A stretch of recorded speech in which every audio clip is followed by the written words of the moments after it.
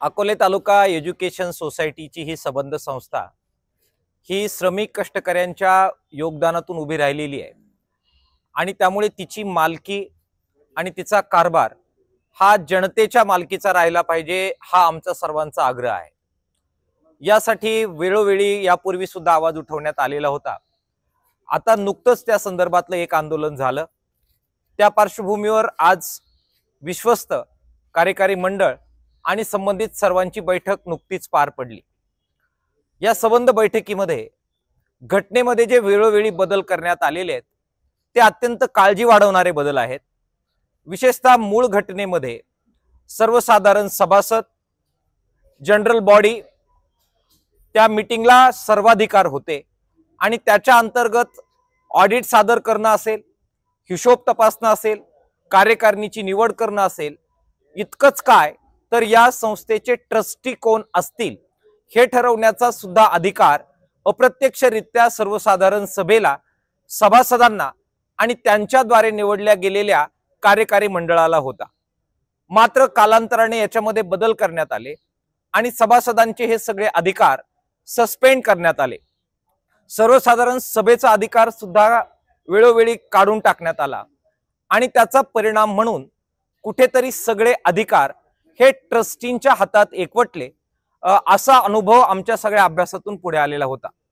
आम्ही तो आजच्या बैठकीमध्ये मांडला आणि अशा प्रकारे केवळ ट्रस्टींच्या हातामध्ये अधिकार असणं, सभासदांना काहीही या ठिकाणी अधिकार नसणं हे लोकशाही तत्वाला धरून नाही, अशा प्रकारची मांडणी आमच्या वतीनं आज ट्रस्टी आणि बाकी सर्वांपुढे केली। यापूर्वी सुद्धा ही मांडणी वेळोवेळी आम्ही करत आलेलो आहे।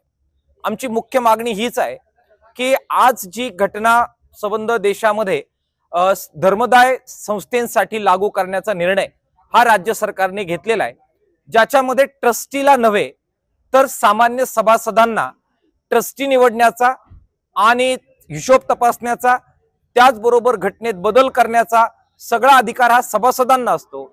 अशा प्रकारची लोकशाही घटना या संबंध व्यवस्थेमध्ये या संस्थेने स्वीकारली पाहिजे आणि काळानुरूप जुन्या सगळ्या गोष्टी दुरुस्त केल्या पाहिजे, ही आमची मागणी होती। आज आम्ही ती मागणी सर्वांच्या समोर मांडली।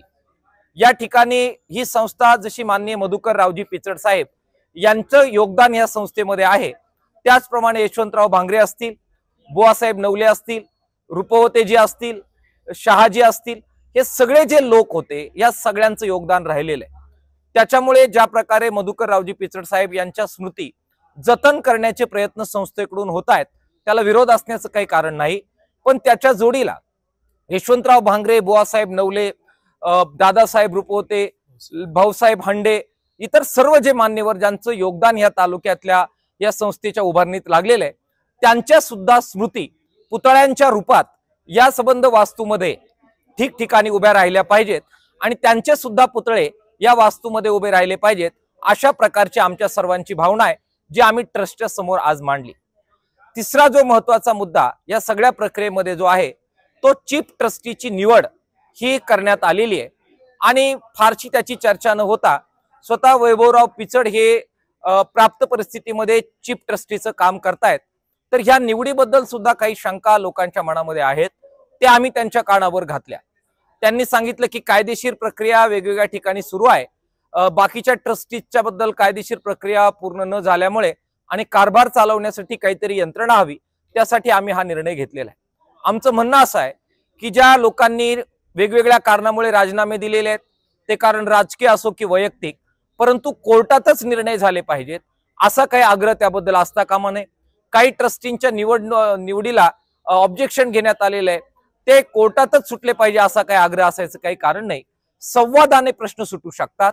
जर संस्थेचं वातावरण राजकारण विरहित करायचं असेल तर कोर्ट कचेऱ्याऐवजी सर्व पातळीवर संवाद सुरू करावा, सर्वांशी बोलावं, सर्वांची मतं जाणून घ्यावी आणि सामोपचाराने इथे लोकशाहीची पुनर्स्थापना करण्यासाठी काय करता येईल, घटनेबाबत काय करता येईल, सभासदत्व खुलं करण्याबद्दल काय करता येईल हे करावं, अशा प्रकारची मागणी पुन्हा एकदा अत्यंत संसदीय भाषेमध्ये आम्ही ट्रस्टींकडे केलेली आहे।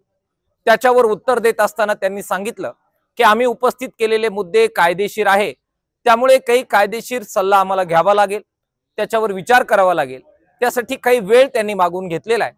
आम्ही हे नक्कीच समजून घेऊ शकतो की आम्ही आलो आणि लगेच मागणी मान्य झाली असं होणार नाही.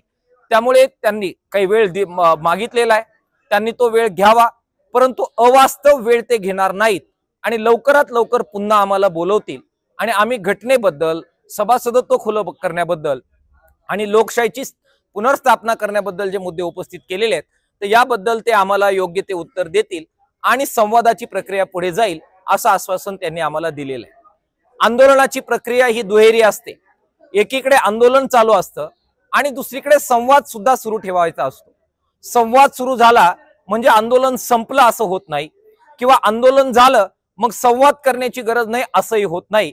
त्यामुळे एकीकडे हे आंदोलन सुरू राहील, परंतु शैक्षणिक वातावरण खराब न करता जे लोकशाहीचे मार्ग आहेत त्या पद्धतीने आम्ही आमचं म्हणणं मांडत राहू. जोपर्यंत घटनेत बदल होत नाही, लोकशाहीची पुनर्स्थापना होत नाही, जनतेच्या मनातले संबंध सगळे जे काही प्रश्न आहेत ते निरुत्तर होत नाही, तोपर्यंत या संदर्भातली चळवळ शांततेच्या मार्गाने आम्ही सुरू ठेवणार आहोत. दुसऱ्या बाजूला चर्चेच्या फेऱ्या सुद्धा संस्था चालकांनी सुरू ठेवाव्यात अशा प्रकारचं आवाहन आम्ही त्यांना केलेलं. ते गैरलागू मुद्दे आहेत. घटनेतला बदल, नवीन सभासदत्व खुलं करणं आणि मूळ मुद्द्यांवर आम्हाला घाव घालायचा आहे. बऱ्याचदा चर्चा ड्रायव्हर्ट होण्यासाठी जे मुद्दे उपस्थित केले जातात त्याबद्दल बोलण्यामध्ये आम्हाला काही इंटरेस्ट नाही. आपली माणसं, आपलं दुकान. श्री स्वामी समर्थ क्लॉथ आणि मॅचिंग सेंटर, तसेच श्री स्वामी समर्थ एंटरप्राइजेस होलसेल कापड दुकान. अकोलेकरांच्या पसंतीस उतरलेलं कापड विश्वातील लोकप्रिय नाव म्हणजे श्री स्वामी समर्थ कापड दुकान.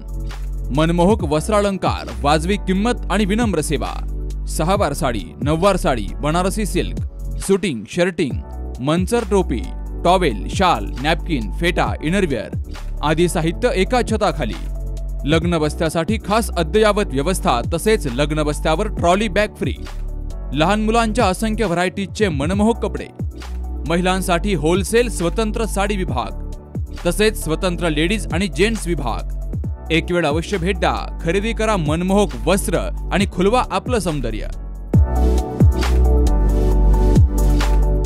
आमचा पत्ता शाखा नंबर 1 श्री स्वामी समर्थ क्लॉथ व मॅचिंग सेंटर, अगस्ती कॉम्प्लेक्स, पहिला मजला, बाजार तळाजवळ, अकोले, तालुका अकोले.